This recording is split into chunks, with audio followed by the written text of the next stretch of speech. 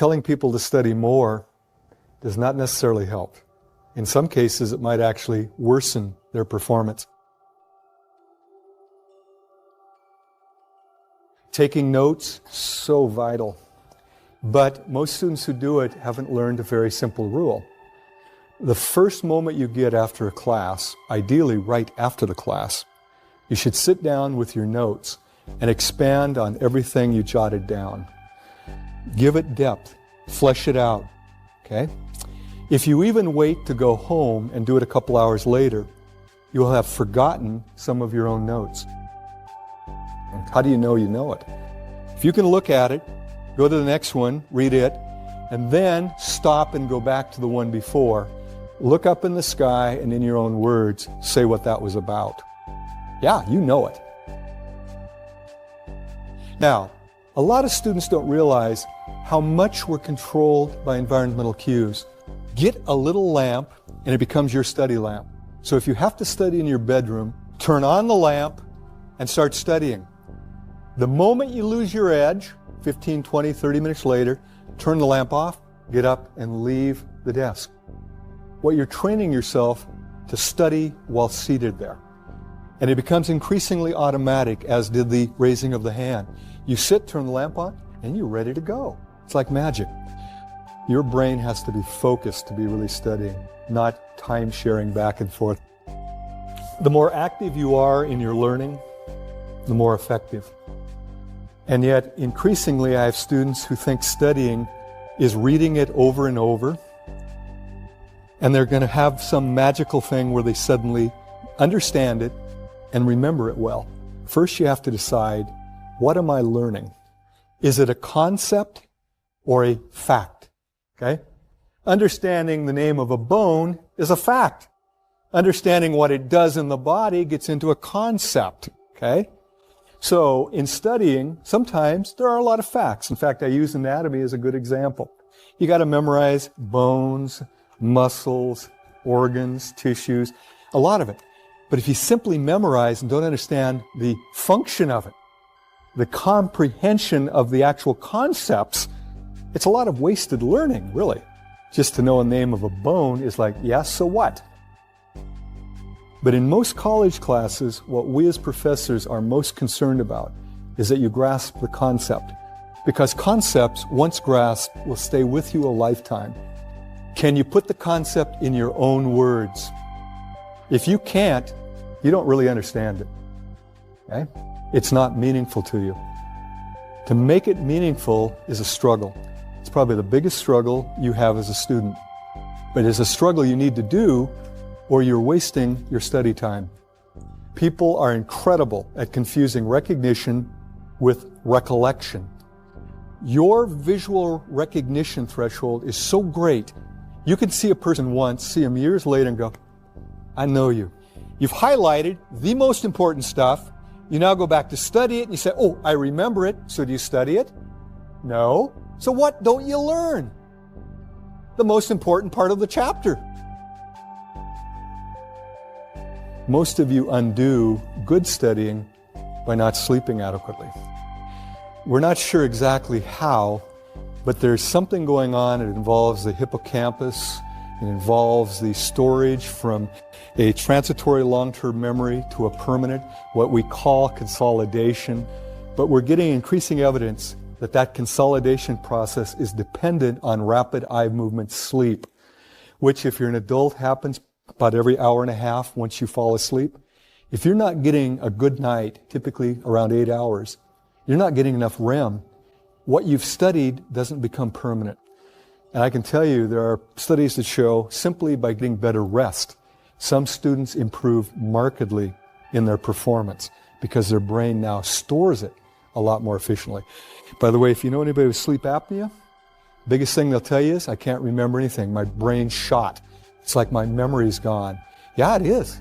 Because your REMing isn't happening, because you wake up so often, and you can't consolidate and store permanent memories. Here's the funny thing. There's no money to be made by telling people to get more sleep.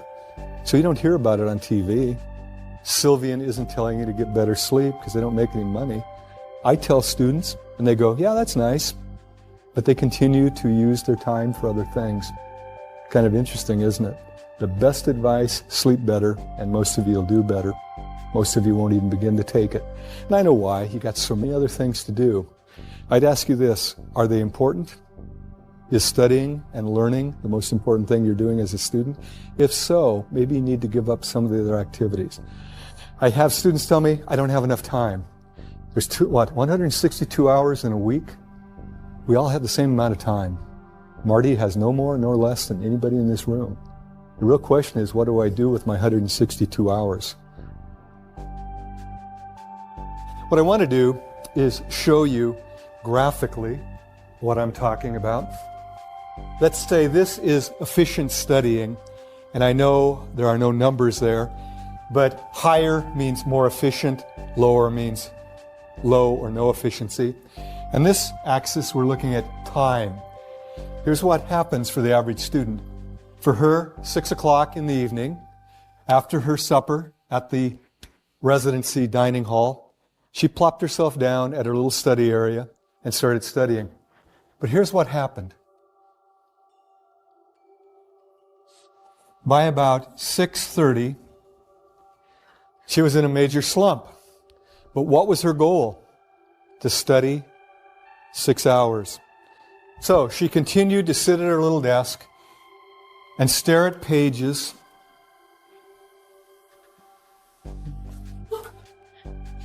until midnight.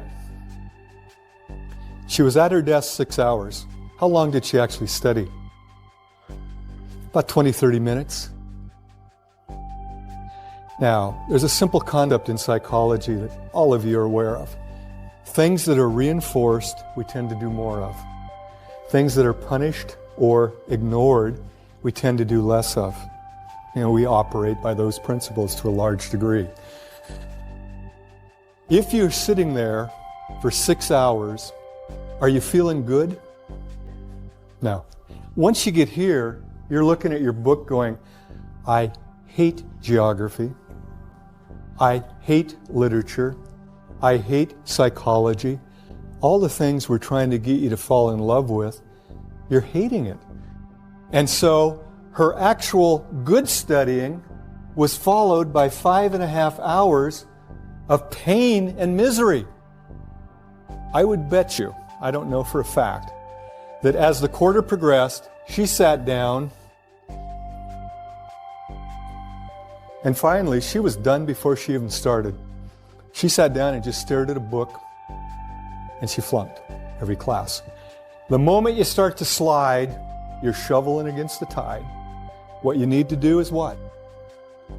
Take a break. And here's what's cool about it. You can study for a half hour. It doesn't take a half-hour break to recharge your batteries. For most people, about 5 minutes. And this is where you go away, do something fun for 5 minutes, and actually say, this is my treat for having studied for 30 minutes effectively.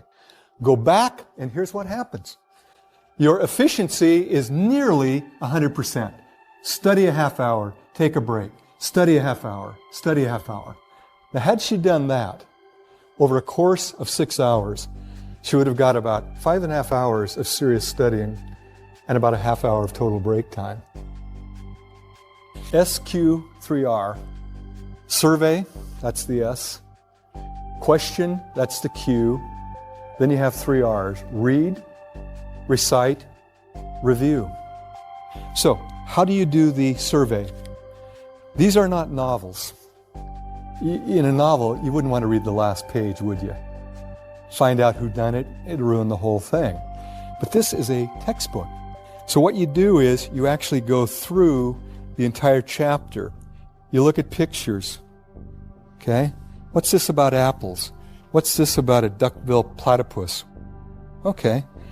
And what you're doing is you survey, you ask questions. It only takes a couple of minutes to survey a chapter in any class. As you're surveying, you simultaneously raise questions.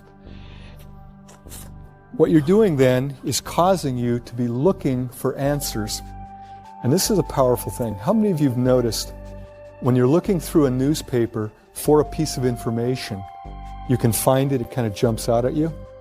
But if you're just kind of reading it haphazardly, kind of casually, most of what you read you don't even remember. There's something about it, and I can't explain it, I can only describe it. If you intend to find something, you find it. And I've got a little demonstration I could have brought where I actually show a placard with the words Boston and London printed on them. And I hold it up for 20 seconds. Out of a group this size, maybe 2 or 3 of you'd see Boston and London. Because before I do it, I tell you to look for letters, symbols, and numbers. I create what's called a set. You're now expecting not to see words, but letters. And even though Boston and London are printed on diagonal, most people don't see it. Likewise, if you just kind of go through a book without asking questions first, you kind of skizz over the content. You don't have the search mechanism going, okay? The reading followed by the recitation, I talked about that. Technically, before a test, it should be review. It should be in the barn. Now you're just touching up to make sure you haven't lost anything or confused anything. But I know how this works. Because we schedule tests, most students don't start studying until shortly before an exam. And much like my friend, they put so much time all massed together and only study for about a half hour, pull all-nighters so they don't get the good rest, come in and do poorly. You're undoing yourself. If you start studying early and do some of the things I've talked about, by the time you get to the test, you're just reviewing at that point, not truly studying.